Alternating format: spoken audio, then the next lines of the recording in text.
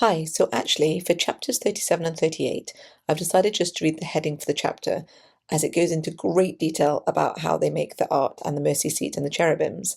And I will admit to getting a bit lost in the detail, kind of like with the chapters of 36, Exodus 36, where I went into a lot of detail when it came to the previous part. So chapter 37, the heading, which is the summary, said, Bezaleel makes the art not the art, sorry, the ark, the mercy seat, and the cherubims.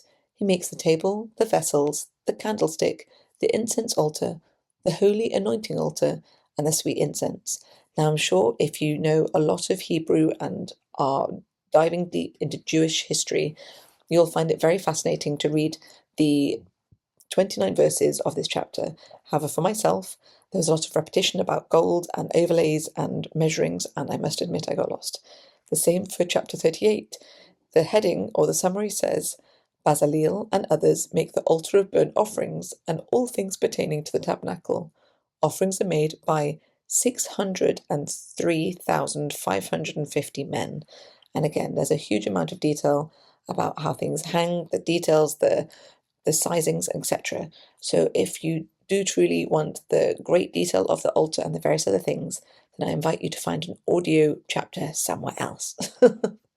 But for myself, I will be skipping reading this one. And then we have chapter 39 of Exodus, which the summary is, Holy garments are made for Aaron and the priests. The breastplate is made, the tabernacle of the congregation is finished, and Moses blesses the people. The first bulk of the chapter is all the fine detail of the garments, the holy garments, and the ephods, and how they beat gold into thin plates and made shoulder pieces. And there's a curious girdle of the ephod, and the various onyx stones, and the fine twined linen.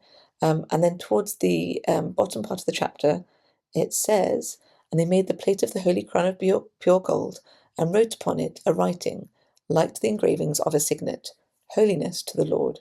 Um, and then if you scroll down, then they have the Ark of the Testimony, and then they have the table and vessels, and they have the hangings. And then it says, the final two verses I'll read, and it says, According to all that the Lord commanded Moses, so the children of Israel made all the work. And Moses did look upon all the work, and behold, they had done it as the Lord had commanded. Even so, they had done it, and Moses blessed them. And I am very impressed by how well these people do. They are really dedicated to their fine detail, considering they're in the middle of a desert. Kudos to them.